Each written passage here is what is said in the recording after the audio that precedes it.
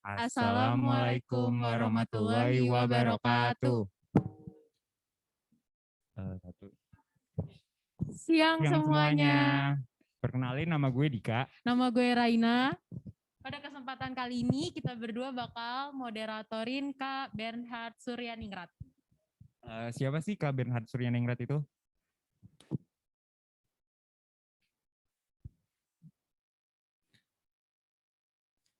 Kak Bernhard Suryaningrat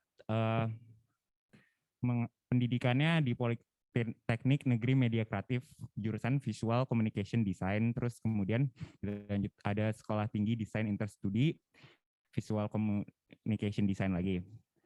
Terus collabs-nya ada sama Limited Artist Edition T-shirt Heart 13 X Gardu House, terus ada Limited Artist Edition T-shirt Heart 13 X Fansheet Indonesia, sneaker collaboration with Adidas, terus ada Lamborghini Hong Kong X Heart 13, terus ada lagi Heart 13 X that 1% Society. Nah, sekarang kita apakah Bernhard ada di sini apa belum? Nah, halo Kak Bernhard. Halo Kak Bernhard, apa kabar? Apa kabar? Halo, baik. Semua. Sehat kan Kak?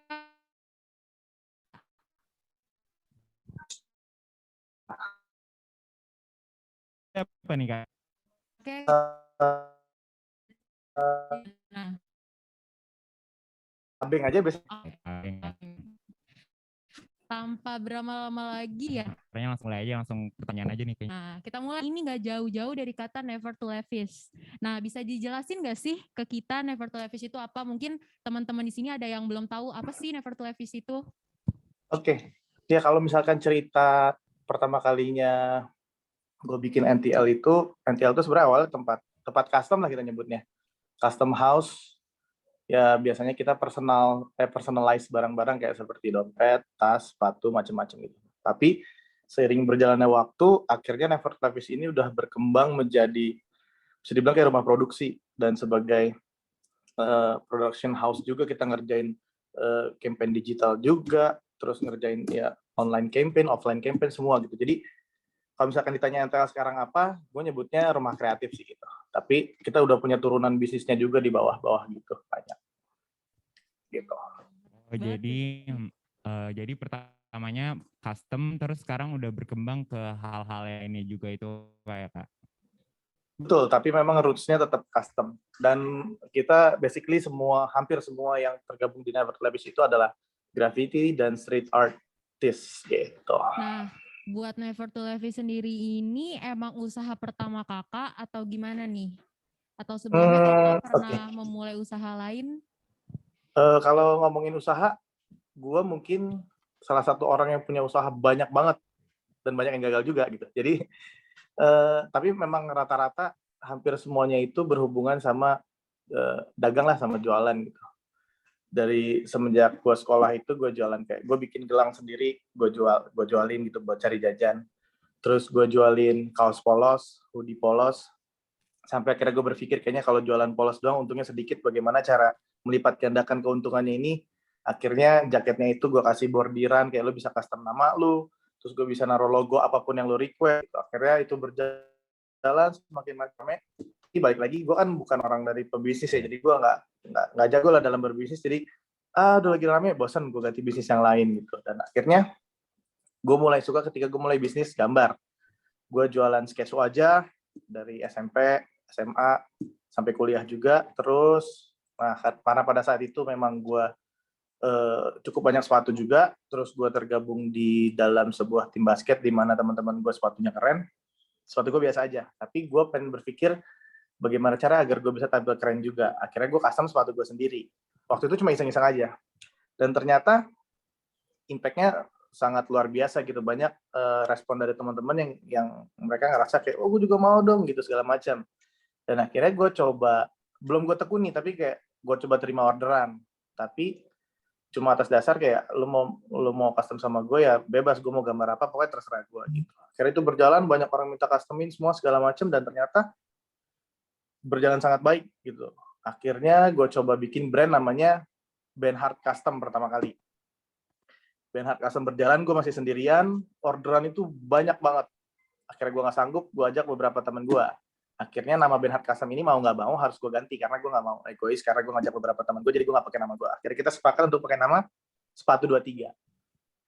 Sepatu 23 jalan, orderan semakin banyak, semakin terkenal, mungkin sebulan bisa sampai 150 pasang sepatu. Karena waktu itu memang kita concern kita untuk sepatu doang, dan nggak cuma gambar, kita juga merepaint sepatu, di mana dulu gue punya tagline adalah buat apa beli sepatu baru kalau sepatu lama lu bisa bikin baru kembali gitu. Jadi dan itu tagline yang sangat populer pada saat itu karena gue waktu itu adalah salah satu pionir untuk merepaint sepatu yang notabene pada saat zaman awal gue custom itu jarang banget, malah bisa dibilang nggak ada tuh orang namanya cat sepatu gitu, karena banyak orang yang aneh kayak emang sepatu yang udah lama emang sepatu bisa dicat lagi ya gitu. Kalau dilem mungkin bisa, disol bisa, tapi ternyata ini bisa di repaint. Dan akhirnya gue coba kembangin itu dan akhirnya ya Sepatu 23 semakin terkenal.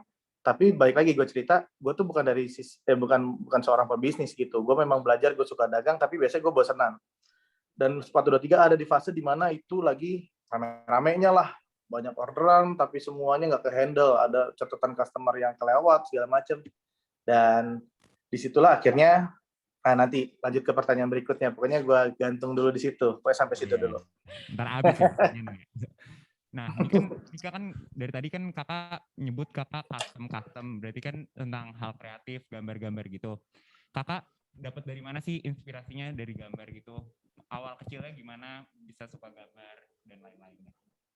Oke, iya. Kalau misalkan ngomongin awalnya bagaimana, seperti yang tadi gue ceritain, sebenarnya awalnya semua dari iseng aja sih. Kayak teman-teman gue nih sepatunya keren-keren. Nah, gue kepengen keren, tapi gimana ya, gue mau beli sepatu kayak mereka, gue nggak mampu gitu pada saat itu. Jadi kayak gue berpikir gimana caranya gue bisa tampil keren juga. Akhirnya gue modal dengan ballpoint, gue gambar di sepatu gue yang warna putih.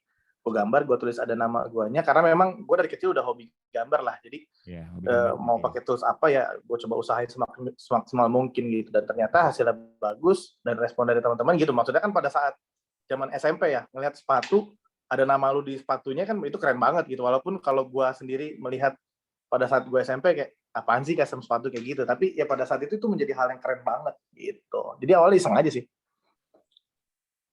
Nah, hal apa sih Kak yang memotivasi kakak sehingga kakak mau terjun nih ke dunia bisnis? Oke, ya jadi memang mungkin gue sejak di sekolah ya, maksudnya ketika gue ditanya mau jadi apa tuh kayak gue pasti jawabnya selalu mau jadi seniman.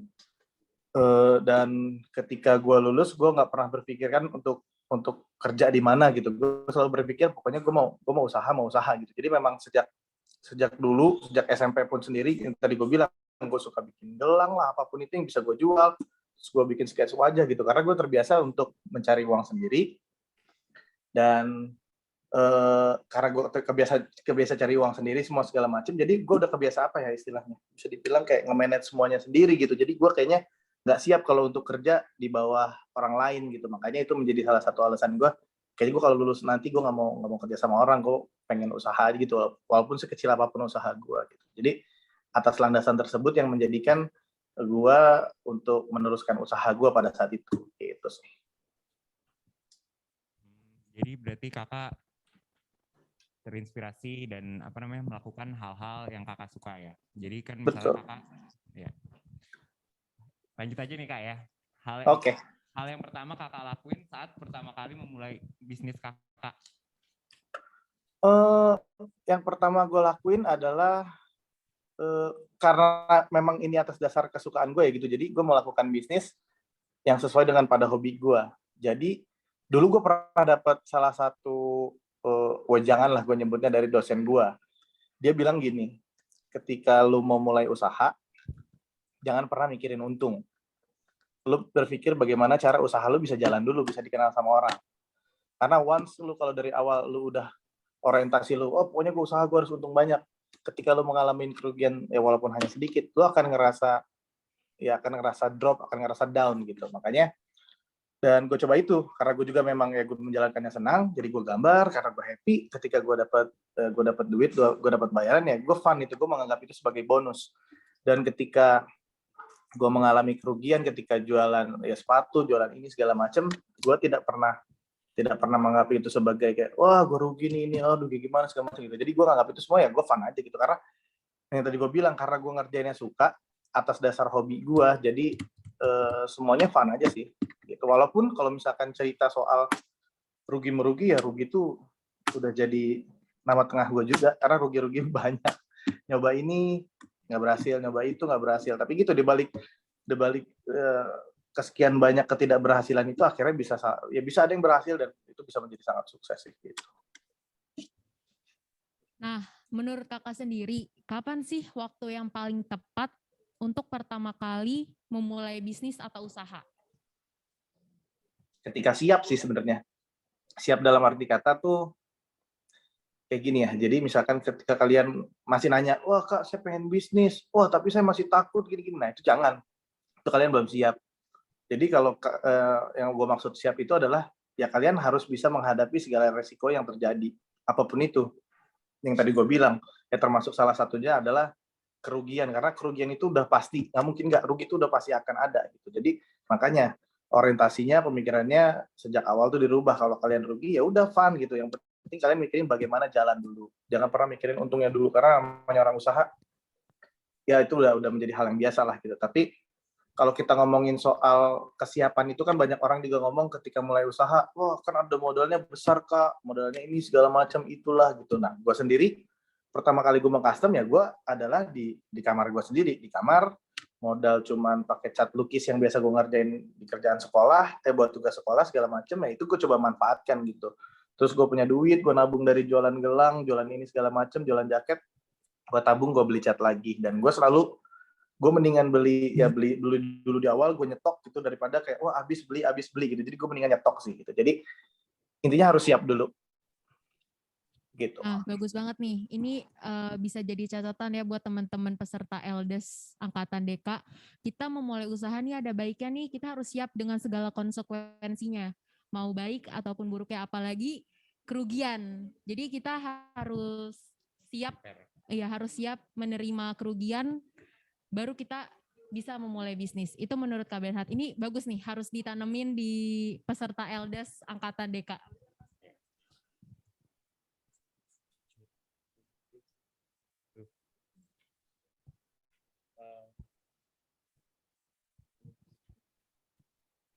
Nah, tadi kakak beberapa kali mention tentang kerugian.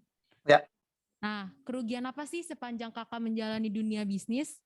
Yang paling besar menurut kakak itu kerugian apa? Oke.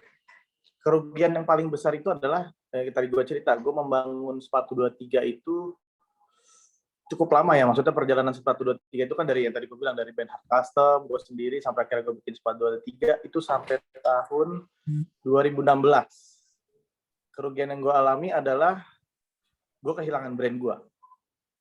Jadi gue harus, ya pada saat itu, nih gue ceritain ya, jadi sepatu 23 itu tadi gue bilang, itu orderan banyak, sampai ratusan sepatu, kalau nggak salah tuh terakhir orderan itu ada 250 sepatu, ada di storage, tapi ternyata data di pembukuan itu nggak ada segitu tuh namanya. Ada beberapa sepatu yang kita nggak tahu itu sepatu siapa, karena tadi gue bilang, dulu gue kayak, yang manajemennya tidak bagus, kadang suka ke-skip, karena mikirin kayak, udah nyatetnya nanti, orang ada di WhatsApp kok, orang ada di BBM, semua segala macam, jadi nanti aja gitu. Nah, ternyata lupa, data hilang, ini semua segala macam, timbullah komplain, mas sepatu saya mana mas, ini segala macam, ada yang harus dibalikin, ada yang minta tetap gambar dan tidak mau bayar. Jadi disitulah akhirnya rugi, terus banyak yang harus ganti rugi juga, segala macam ya, walaupun bisa dibilang semuanya masih bisa di cover juga lah, walaupun ya harus minjem ini sana segala macam gitu kan. Dan akhirnya ketika semuanya udah mulai kembali normal, gua itu berpikir bagaimana caranya pada saat itu kayak gue pengen lepas dari ini dulu semua gitu, karena gue ngerasa pada saat itu kayak wah gila, ini gue pusing banget, kayak udah berbulan-bulan gue cuma balikin duit orang buat nutupin semua yang atas memang kesalahan gue pada sejak awalnya ya, hal-hal kecil yang sebenarnya gue lewatin gitu. Akhirnya gue coba minta bantuan sama beberapa orang dan sama om gue pada saat itu. Jadi sepatu 23 gue serahin sama om gue bilang gue pengen lepas dulu, pengen istirahat. Dan ternyata pada saat gue istirahat itu banyak ide-ide yang muncul tuh, kayak aduh gimana ya cara maksudnya mengembangkan bisnis custom ini. Dan ternyata akhirnya sepatu 23 di handle sama om gue, Dan seiring berjalannya waktu, pada saat yang tadi gue bilang gue istirahat, sepatu 3 jalan nggak sama gue, ternyata manajemennya jadi beda nih. Ternyata orang kan udah kenal sosok gue tadi kan gitu, maksudnya kok ini jadi berubah ya, maksudnya dari style customnya beda, karena gue udah nggak di situ kan. Jadi akhirnya setelah berubah, nah pada saat transisi tersebut adalah gue bertemu dengan salah satu partner gue di Never Levis sekarang. Gue ketemu sama Mas Haudi. Di situ gue ceritain lah sepatu 3 kayak gimana, semua segala macam yang udah gue lewatin seperti apa. Nah, di situ Mas Haudi ngomong, kita bikin custom juga yuk, tapi jangan di sepatu gitu. Kita bikinnya di dompet atau di tas gitu. Dan gue di situ ngerasa tertarik kayak, wah, ini gue belum pernah nih main di sini nih. Ini kayaknya menjadi hal yang seru nih. Ya udah, akhirnya gue coba fokus untuk ngerjain di barang-barang tersebut bareng sama Mas Haudi. Karena kenapa gue bisa mau yakin gue untuk bareng sama Mas Haudi, karena Mas Haudi ini basically adalah orang ekonomi. Disitulah akhirnya gue banyak cerita, banyak ngobrol. Karena kalau dari urusan seni pun dia nggak paham gitu. Jadi kita ngobrol, terus ternyata nyambung. Akhirnya kita berkolaborasi. Waktu itu Never Levis sebenarnya udah ada. Jadi Never Levis itu dulu adalah reseller barang-barang branded gitu. Makanya akhirnya kita bikin waktu itu namanya Never Levis X Heartetin. Jadi kita ya custom lah. Nah, di saat nama gue muncul di Never Levis, orang-orang semakin bingung, loh kok Bang Abing lah, gue disebutnya Bang Abing, kok Heartetin ini tadi yang di sepatu 3 kok tiba-tiba bikin brand baru nih? Ada apa nih gitu, orang-orang mikir gitu kan. Dan sedangkan harganya kok jauh banget ya gitu. Mungkin bisa dibilang NTL itu waktu awal muncul harganya itu dari 5 sampai 10 kali lipat daripada sepatu 23. Akhirnya jalan dan ternyata kita dapat hype-nya nih. Karena waktu itu di Indonesia sendiri untuk custom sepatu kan memang udah terkenal dari sepatu 23, tapi ketika gue muncul bareng sama NTL, gue bikin custom di barang-barang branded, ternyata wah itu pecah banget sih, rame banget dan responnya gila-gilaan. Dan akhirnya kita berkesempatan untuk pokoknya setiap ada event, dulu kan banyak lah tuh di mall-mall event pre-love barang-barang branded gitu. Nah yang datang kan suka artis-artis semua segala macam. Nah disitulah akhirnya NTL semakin dikenal. Gitu, ada artis pesan ini segala macam dan kita nggak pernah endorse. Jadi memang artis ketika datang ya mereka pesan sama kita, terus mereka posting, temennya lihat, pesan lagi, akhirnya semakin rame dan akhirnya di situ kita semakin jalan kerja sama kita semakin baik. Akhirnya kita partneran lah. Akhirnya gue udah gabung untuk gabung di dalam Never Levis. Akhirnya secara struktur perusahaan berubah dan namanya pun juga berubah. Akhirnya jadi Never Levis by Heartetin gitu. Ini Kak, keren banget nih tadi. Nah, terus ini kan salah satu faktor tadi yang Kakak sebutin tadi kan salah satu faktor kegagalan dari sepatu 23 itu adalah manajemennya yang kurang baik, Kak. Yap. Nah, kalau manajemen yang baik tuh gimana sih, Kak? Gimana cara pengaturannya gitu? Oke, ini gue ceritain panjang nih. Ya, jadi aja, yang paling gue rasakan ketika akhirnya gue bergabung dari Never Levis adalah waktu. Jadi ketika gue ngobrol diskusi sama Mas Haudi, Bang, ketika kita mau jalanin bisnis ini, kita mau jalanin NTL, lu harus siap dengan waktu. Oke, kita sepakat pokoknya di jam segini sampai jam segini ini adalah waktu kerja lu. Waktu kita untuk gambar gitu. Pokoknya lepas dari situ ya udah istirahat. Tapi dalam waktu kerja ini pokoknya harus kelar. Dan timeline pengerjaan kita sepakat dari awal. Oke, kita kira-kira ngasih deadline untuk satu barang ini berapa minggu gitu. Jadi waktu itu gue kasih, karena waktu itu masih dikit ya, jadi hitungannya per barang pokoknya gue bilang 3-4 hari. Oh ya udah. Dan gue tidak boleh meleset dari tanggal tersebut atau dari kesepakatan tersebut. Nah, kalau di sepatu 23 dulu, Bang, ngerjain ini berapa? Oh, seminggu. Ternyata gue kelarinnya 1 bulan. Ada yang gue bilang, Bang, ini berapa lama? Ini udah urutan kesekian ya. Ini kira-kira kayaknya sebulan deh atau 2 bulan. Ternyata ada yang sampai 5 bulan. Nah, itu aja udah beda kan? Udah sangat beda lah. Nah, di MTL, pokoknya ya ada yang 3 hari, ada yang 4 hari, sampai akhirnya kita menyepakati, oke, pokoknya untuk karena orderan semakin banyak, pokoknya lead time untuk semua pekerjaan adalah 2 minggu untuk mendesain dan 2 minggu lagi untuk pengerjaan. Jadi total 1 bulan. Pokoknya gue sepakati dalam 1 bulan itu pokoknya mau ngerjain barang mau cuma 1 atau ada 100 kerjaan pokoknya harus kelar. Gitu. Dan akhirnya itu pertama waktu. Yang kedua adalah untuk branding daripada Instagram si Never Levis sendiri atau Instagram gue juga gitu. Jadi gue harus bisa menunjukkan bahwa karena kita kan gambarnya di barang-barang branded kan. Jadi kita bagaimana ngasih tahu ke klien kita bahwa oh nih barang yang kalian kirim ke kita ini kita simpannya di mana gitu. Kita kasih tahu, kita educate nih. Ini storage penyimpanan kita tuh kita story, kita posting di Instagram, kita kasih tahu bahwa oh ya seperti ini ya segala macam. Terus juga cara komunikasi kita dengan customer itu sangat penting. Itu pokoknya ya makanya seperti yang banyak orang bilang pembeli adalah raja, ya udah kita treatment mereka selayaknya raja. Mau mereka marah-marah, oh mahal banget, gila banget jualan segini mau naik haji. Oh iya, pokoknya kita jawabin dengan baik aja, kita jelasin kenapa ini harganya bisa sekian, gini-gini segala macam. Dan ternyata setelah dijelaskan dan setelah ngobrol banyak, akhirnya mereka paham. Gitu. Jadi kadang orang yang udah marah-marah, teriak ini mahal ini segala macam. Nah kalau kitanya balas juga dengan, ya udah kalau nggak mau, nggak usah gitu.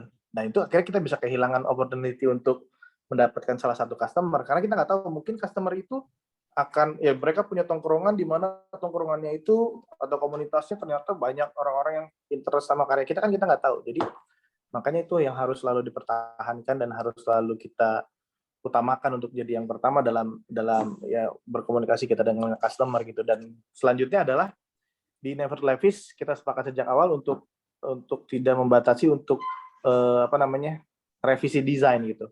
Jadi dalam 2 minggu itu misalkan customer kita ya chatting kan, kita diskusi segala macam, kita juga profiling Instagram mereka. Ketika mereka minta bikinin konsep, anggaplah konsepnya pokoknya saya suka traveling, saya suka sneakers, dan saya suka dengan kartun misalkan.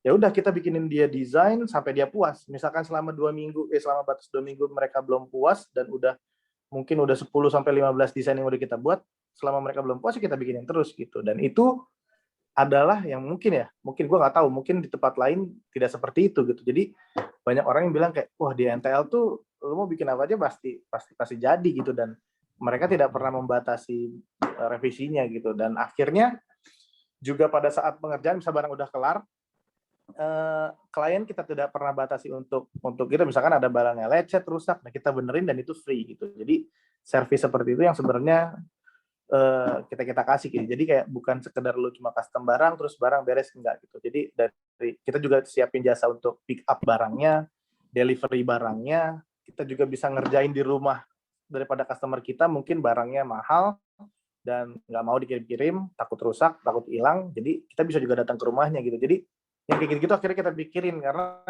ya kayak gitu-gitu kan semuanya berjalan atas dasar pengalaman dan atas dasar waktu juga gitu kan. Gitu. Berarti kunci dari manajemen yang baik itu sebenarnya di pengaturan waktu ya, Kak?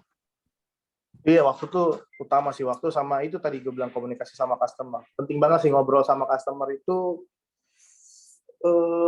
penting banget sih gitu. Karena banyak dari obrolan awal kadang sama customer yang tadinya cuma mau custom sepatu, karena kita ngobrol asik, nyambung, akhirnya jadi minta customin yang lain-lain gitu. Nah, ini bisa dijadiin tips juga nih buat catatan ya, kalau customer itu senyebelin-nyebelinnya customer itu mereka tetap raja. Jadi harus tetap diistimewakan. Nah, sekarang nih Kak, kan Kakak banyak ya pengalaman-pengalamannya pasti selama bergabung di Never to Levis. Apa sih kejadian atau pengalaman yang paling Kakak inget sampai sekarang yang menurut Kakak nih kayak, wah nih pengalaman nih gak bakal gue lupain gitu? Kalau pengalaman yang luar biasa tuh ini loh, booth kita tuh disamperin sama Bapak Jokowi. Karena itu keren banget Kak. Itu apa ya? Itu keren banget jujur. Jadi sebenarnya itu kita maksain juga untuk Pak Jokowi mampir, karena pada saat itu memang kita kan lagi ikutan Jakarta Sneaker Day. Dan di event tersebut memang Pak Jokowi diinfo bakal hadir. Ya tapi kita nggak tahu juga kalau emang beliau ini bakal mampir di booth-booth tenan lokal gitu kan. Nah, tapi ternyata memang mampir nih. Wah, kita udah senang, wah bakal mampir. Nah, tapi karena ya tempat kita ini ada di dekat stage dan itu orang pada ngumpul di situ kan rame. Jadi Pak Jokowi dialihin, akhirnya nggak jadi lewat. Nah, salah satu partner gue di Never Levis, Mas Haudi ini kayak, pokoknya kita standby di posisi masing-masing. Gue coba cegat aja deh Pak Jokowi di pintu keluar. Wah, yakin gitu. Ya udah akhirnya kita semua standby di booth, jaga di booth, dan Mas Haudi cegat nih di pintu keluar. Karena kebetulan kita kan konsep booth kita itu kan, kita tuh print foto hasil karya kita tempel-tempelin kayak jemuran gitu loh. Ya, kayak foto-foto yang biasa ditempel. Nah, ada salah satu karya punya customer kita tuh bikin dompet, nah gambarnya My Presiden. Nah, Bapak Jokowi ada di situ lah. Nah, akhirnya bawa foto itu, Mas Haudi cegat di pintu keluar, langsung kasih lihat nih ke Pak Jokowi, misi lewat ajudannya semua pas pampres. Ya udah akhirnya kita kasih lihat foto itu, Pak Jokowi interest, bilang kayak, apa nih, kok ada muka saya di situ? iya Pak kita debut di dalam gini semua segala macam. Akhirnya Pak Jokowi terus dia bilang, yaudah kita mampirlah ke booth kalian, kenapa nggak dari tadi sih, gitu kata dia. Ya udah akhirnya Pak Jokowi mampir dan lihat-lihat, dan di situ beliau sangat amazed ngelihat kayak, loh ini apa ya, kok ini jaketnya digambar-gambar gitu, kok bagus gitu, saya mau, dia bilang. Ya udah terus lihat katalog, kan banyak lah, kita punya buku katalog yang kayak hasil karya kita semua kita print, dan wah ini bagus banget jaket, wah ini bagus, saya mau, dia bilang gitu. Ya udah akhirnya kita bilang, ya udah kalau Bapak mau nanti kita bikinin Pak, Bapak mau dibikinin di jaket apa, jaket kulit atau apa, pokoknya kita bikinin, nanti kita kirim langsung buat Bapak. Dan Bapak Jokowi di situ langsung nanya, ini berapa? Oh nggak usah bayar Pak, buat Bapak gratis aja gitu. Kalau gratis saya nggak mau, dia bilang. Waduh, gitu kan. Ya udah akhirnya kayak, ya udah kita kasih harga sesuai daripada biasanya customer kita pesan berapa, jadi kita kasih bottom price-nya untuk jaket pada saat itu adalah 4 juta. Jadi udah Bapak Jokowi pesen 4 juta, terus dia bilang pokoknya saya konsepnya maunya Indonesia gitu. Ya udah akhirnya Bapak Jokowinya cabut dan kita komunikasi sama ajudannya. Selang 3 hari itu, selama 3 hari gue bikin desain, gue propose kalau nggak salah 3, pokoknya konsepnya Indonesia. Ada salah satu juga gue bikin yang konsepnya tuh muka Bapak Jokowi gitu. Terus kita propose 3 dan ternyata dipilih salah satu. Dan di situ ada revisi dari Pak Jokowi. Revisinya tapi cuma simple banget. Ini menurut gue Pak Jokowi adalah salah satu klien yang paling asik gitu, karena revisiannya cuma bilang, gampang, Mas, peta Indonesia gedein, udah itu doang. Peta Indonesia gedein sama warnanya diputihin lagi gitu. Ya udah itu akhirnya gue putihin, gue gedein lagi, terus dikirim lagi ke ajudannya sampaikan ke Pak Presiden, dan ternyata Pak Presiden bilang, Mas oke, langsung kerjain gitu. Ya udah di hari itu langsung gue kerjain. Terus gue ajak beberapa teman-teman lain untuk ngerjain juga, karena pada saat itu artis Never Levis itu ada sekitar 4-5 orang, sebentar. Ada sekitar 4-5 orang artis di Never Levis. Gue ajak untuk gambar bareng, kayak, ayo nih gambar bareng, kita ngerjain jaket Pak Presiden gini, lu ada yang belum pernah kan gitu, ya kita gambar rame-rame. Kita gambar segala macam dan kelar. Ya udah kita kirim ke Pak Jokowi, dan ternyata viral tiba-tiba gitu. Jadi nggak nyangka juga sih kita itu bisa jadi viral banget, bisa jadi rame banget gitu. Itu kayak yang malah jadi naikin juga nama Never to Levis gitu juga ya, Kak? Iya, itu salah satu pencapaian kita juga, dan salah satu momen ketika itu rame dan banyak media yang ngeliput. Nah disitulah momen kita akhirnya bisa menunjukkan kayak, NTL tuh apa sih Mas? Kan ditanya, ya udah kita tunjukin semua yang kita bisa gitu. Jadi itu momen yang pas semuanya. Dan alhamdulillah bisa jadi seperti sekarang karena ya berkat Pak Jokowi juga. Kasih nih buat Pak Jokowi nih kalau denger ya. Terus apa sih Kak tantangan terbesar Kakak selama berbisnis, dan bagaimana cara Kakak menanggapinya? Oke. Masa pandemi kayak saat ini juga gitu. Tantangan terbesar sebenarnya banyak ya. Salah satu tantangan yang sering terjadi ketika kita berbisnis adalah ketika bermunculnya banyak persaingan, banyak bisnis yang sama. Itu kalau kita nggak kuat ngejalaninnya ya, apalagi misalnya ketika bisnis-bisnis tersebut kayak nongol nih dan keren-keren gitu, bagus, wah gambarnya bagus juga ini segala macam. Nah di situ akhirnya kita berpikir bagaimana ya kita berinovasi dengan brand kita supaya jangan sama dengan mereka yang baru muncul. Apa yang membedakan nih antara brand kita dengan brand lain itu? Sebentar.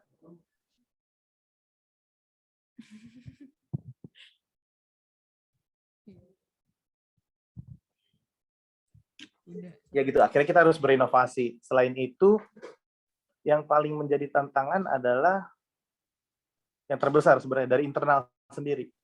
Karena kan NTL ini kan sejak awal memang kita membina seniman gitu kan. Nah, gue sendiri seorang seniman, jadi gue paham banget bagaimana keseharian hidup sebagai seorang seniman tuh gue paham. Dan ketika seniman di NTL semakin banyak, sebenarnya itu menjadi tantangan berat karena kita harus memanage banyak seniman.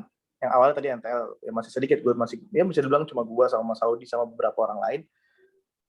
Nah, semakin banyak seniman itu semakin rumit untuk ngatur jadwal mereka untuk kayak, ayo gambar, pokoknya jam segini harus beres. Nggak bisa, karena itu banyak mereka ngerjain atas dasar mood. Wah, nanti ngerjainnya segala macam. Nah, itu sebenarnya tantangan paling beratnya adalah dari sisi internalnya mungkin kalau di NTL gitu. Tapi akhirnya kita juga tahu bagaimana cara menghandle-nya ini. Semuanya harus diatur dengan sebaik mungkin lah.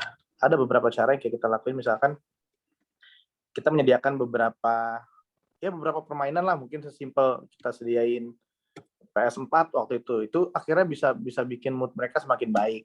Terus juga kita waktu itu sediain ada beberapa permainan juga di dalam workshop kita, dari kita ada meja pingpong, kita punya bulu tangkis, kita punya meja biliar, semua segala macam. Jadi kita bikin setup tempat kerja kita itu kayak ruang bermain gitu. Jadi hal-hal seperti itu yang sebenarnya mungkin bisa menjadi pendukung untuk bikin mood seniman ini tetap terjaga.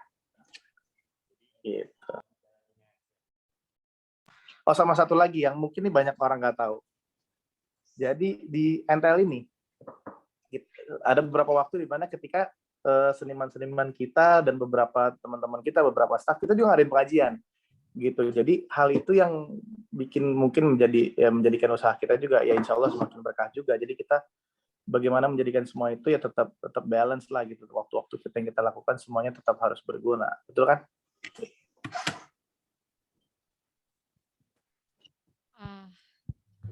Sekarang nih, apa sih Kak pesan yang bisa Kakak berikan untuk kalangan pelajar yang baru mau mulai merintis usahanya? Apalagi kan LDS ini nih, kita di sini bakal buat brand masing-masing ya. Ada nggak nih pesan buat Kakak? Pesan dari Kakak? Oke. Ini beberapa ide masukan dari gue ya. Mungkin ketika kita mau bikin brand, jangan langsung berpikir untuk bagaimana untuk menjadi yang terkeren. Itu coba di nomor 2 kan. Nomor 1 berpikir bagaimana cara yang berbeda untuk jadi yang berbeda. Terus selanjutnya ketika mau mulai bisnis sesuatu, mulai aja dulu. Gak usah mikirin kayak wah kayaknya gue harus menyiapkan ini dulu, kelamaan gitu. Kalau udah mikirin wah gue harus nyiapin dulu semua terus baru jalan, justru nanti potensi ruginya akan semakin besar, dan untuk faktor kerugian kalian untuk akhirnya kalian menjadi menyerah itu akan semakin besar karena kalian udah menyiapkannya terlalu banyak. Jadi kalian akan merasa itu menjadi semuanya sia-sia dan modalnya terlalu banyak. Jadi mulai dari hal kecil dulu aja, cicil-cicil aja semuanya, karena kalau langsung dimulai semua pasti itu akan terasa sangat berat gitu. Dan pastinya untuk bikin brand, nama itu ngaruh banget. Untuk untuk zaman sekarang ini nama itu ngaruh. Pemilihan nama kalau bisa cari nama benar-benar dengan matang, jangan sembarangan ngasih nama. Oh, gue punya brand ini langsung kasih nama ini gitu. Jadi nama itu penting. Jadi karena nama itu adalah doa juga kan. Jadi nama itu penting. Setelah itu selain nama, branding itu menjadi hal yang sangat penting juga. Ya dari tampilan Instagram kalian, logo kalian, hal simpel-simpel yang mungkin kadang orang justru nggak memperhatiin gitu. Itu tapi penting banget. Dan lain-lain semuanya bakal bisa didukung sih gitu. Jadi kayak kalian bisa support karena gini kan, sekarang kita kan ada di era digital, gimana teman-teman kita juga banyak yang di Instagram kadang followersnya udah banyak. Nah, minta bantuan sama teman-teman gitu. Jadi itu ngaruh banget sih. Kita bantu sama teman-teman segala macam. Kalau mungkin nanti ke depannya kita punya budget untuk mempromosikan brand kita, ya kita pakai coba ads di Instagram, di Facebook, semua segala macam, dan itu semuanya sangat ngaruh. Tapi balik lagi, pokoknya semua itu kalau udah dilakuin sambil jalan, semuanya itu ada di belakang. Yang paling pertama tadi gue bilang adalah jalanin dulu aja, dan pasti cari nama yang bagus gitu dan berbeda. Berarti intinya udah jalanin dulu aja Kak. Nah, betul. Nah, kan tadi selama kita ngobrol ini tadi juga kita buka sesi pertanyaan untuk partisipan yang ingin bertanya. Yap. Nih ada pertanyaan nih Kak. Gimana cara Kakak memanage orang Kakak yang semuanya pemikirannya berbeda-beda biar efektif komunikasinya dan menghindari miskomunikasi maupun penipuan? Itu Kak pertanyaannya. Oke. Ya kan sekarang NTL ini 50 orang. Sedangkan dulu cuma gue berdua sama Mas Saudi. Jadi karena kita nambahnya satu-satu ya, jadi kayak oke, nambah seniman 2, 3 orang. Nah, jadi akhirnya gue mempelajari itu semua ketika tidak secara langsung gitu. Jadi pelan-pelan. Oh kalau ada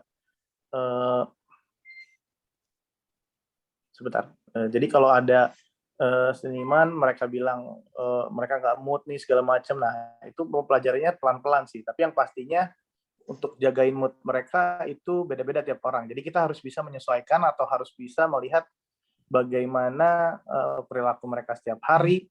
Terus ya intinya kita mempelajari bagaimana cara orang semua ini bersikap semua daripada menjalani selama proses pengerjaan di Never Levis gitu. Jadi itu mungkin itu susah ya, maksudnya kalau untuk diajarin gue bilang oh kayak gini nih segala macam gitu, tapi karena setiap orang beda-beda, jadi intinya lu pasti harus tahu bagaimana atau lu harus tahu personal daripada karyawan lu di situ, terus ya teman kerja lu di situ, jadi lu harus bisa menyesuaikan gitu. Ada orang yang bisa dibilang ya, ada orang yang mungkin yang ngerti kalau diomongin harus dikerasin, tapi ada orang yang kalau dikerasin wah gue cabut aja bang, nggak kerja. Itu ada, karena gue beberapa kali pernah terjadi. Jadi nggak selamanya kadang gue ngeliat wah kayaknya nih begini nih, gue coba ternyata gue salah gitu. Jadi memang harus coba dilakukan itu semuanya, harus ya dicoba pelan-pelan lah. Kadang gue coba dengan cara ini, kadang gue coba dengan cara itu. Jadi kita yang harus bisa memahami akhirnya gitu. Jadi yang paling terbesar, kesulitan yang paling terbesar sebenarnya adalah itu, karena banyak juga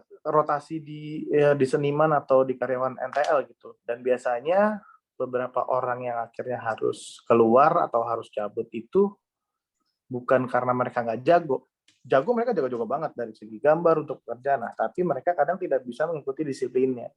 Salah satu contoh misalkan, pada saat pandemi, ya sekarang masih pandemi, tapi pada saat waktu pandemi awal-awal, kita kan sangat membatasi, pokoknya pergerakan itu adalah untuk di NTL doang, untuk kerja, dan setelah itu ke rumah. Dan semuanya itu kita pantau. Ya pantau dalam arti kata kita cukup mantau daripada WhatsApp doang, WhatsApp grup kayak coba nanti kalau di rumah fotoin gitu, maksudnya sesimpel itu aja lah. Nah tapi ternyata ada beberapa temen yang kadang kita pergokin, ya mereka nggak sengaja instastory, mereka lagi di mana kita tanya, nah kita tegur mereka nggak terima segala macam, oh marah-marah ini segala macam, kita coba tegur, kita coba sidang, ternyata ada teman-teman yang positif gitu, karena maksudnya dampak-dampak yang akhirnya mereka tidak dengerin gitu, dan kayak gitu-gitu kita harus tegas. Jadi beberapa teman yang melanggar ya akhirnya kita coba bikin sanksi. Kalau sanksinya dilarang terus, ya akhirnya kita coba keluarin gitu. Sekalipun seniman yang pada saat itu adalah jago banget, tapi gue tidak pernah berpikir kayak, gue kehilangan orang jago nih. Gue bodo amat kehilangan orang jago. Misalnya orang jago itu banyak, orang jago itu bisa dibentuk. Tapi kalau udah attitude-nya jelek, itu susah gitu. Jadi mendingan, makanya banyak teman-teman di NTL yang kadang mereka join masuk, gue tanya, lu bisa gambar nggak? Nggak bisa bang, baru bisa gini-gini aja lah gitu. Tapi lu mau belajar nggak? Ya udah lu masuk gitu, maksudnya bisa gue terima. Ketimbang ada orang yang jago ngerasa jago, wah ini segala macam, mereka ngerasa hebat, nah itu biasanya gue nggak terima gitu. Jadi makanya banyak di NTL yang sebenarnya awal masuk nih nggak bisa gambar, terus gambarnya biasa aja, tapi sekarang mereka semua jago gitu karena mereka mau belajar kayak gitu. Nah ini ada pertanyaan lagi nih Kak. Kakak kan bukan dari kalangan pembisnis. Gimana sih caranya kakak biar bisa tetap ngasih exposure ke orang-orang tentang usaha di saat semuanya udah dilakuin? Oke. Iya, tadi gue cerita. Memang gue bukan dari pembisnis, tapi akhirnya gue bertemu banyak ya circle di mana teman-teman dan partner gue memang pembisnis semua. Jadi akhirnya belajar. Karena belajar bisnis itu sebenarnya bisa dari mana-mana lah gitu. Tapi pengalaman gue akhirnya itu menjadi guru yang paling berharga gitu. Karena banyak dari pengalaman gue yang mengajarkan banyak hal lah gitu. Jadi kalau kita ngomongin soal exposure sebenarnya itu berjalan semuanya secara organik. Kayak tadi gue bilang, kita datang ikutan event di acara yang kita tahu nih, ini artis banyak bakal datang gitu. Jadi itu kan sebenarnya udah menjadi strategi kan. Oh brand kita dikenal, kita ikutan event ini. Nanti ada artis datang, ternyata mereka di situ foto-foto, mereka promosiin kita secara nggak langsung gitu. Kita kan nggak bayar mereka, tapi itu kan menjadi marketing yang gratis untuk kita. Dan makanya waktu itu untuk event-event yang seperti itu kita tahu nih artis banyak datang. Nah, kita sering banget datang dan ikutan gitu. Dan itu menjadi hal yang sangat untuk promosi itu menjadi hal yang sangat bagus gitu. Karena kita nggak bayar. Dan banyak juga kita ikutan event ternyata marketnya tidak sesuai gitu, banyak gitu. Tapi intinya kalau bisa disesuaikan dengan target market kita ngeliat dulu. Makanya ketika mau ikutan acara, wah target marketnya cocok nggak ya gitu. Kalau ikutan cocok, ya udah ikutan gitu. Tapi yang paling penting adalah ketika ikutan, kita nggak cuma sekedar ikutan, bagaimana kita berpikir juga. Waktu itu strateginya adalah booth kita ini dari dulu semenjak NTL ikutan dari pertama kali, pokoknya harus bagus, harus eye catching di situ. Gimana orang ketika lewat, lihat, interest kayak apa nih, jualan apa nih gitu. Dan kita selalu ada activation-nya. Ketika misalkan kita ikutan event, di situ ada gua waktu itu yang kita coba live painting di tas misalkan. Karena kan pada saat itu mungkin nggak ada toko-toko lain semuanya jualan ini segala macam, tapi kita ada aktivitas di situ. Terus kalau ada customer lewat di situ mau pesan langsung mau minta digambar dompetnya, kita bikinlah di situ bagaimana cara kita bisa bikin gambar-gambar yang cepat, mungkin gambar inisial namanya mereka atau bikin simple flash custom karakter kecil-kecil gitulah. Jadi hal-hal yang kayak gitu akhirnya kita berpikir bagaimana nih, bagaimana. Dan itu semuanya akhirnya berjalan ya atas dasar semua pengalaman tadi gue bilang.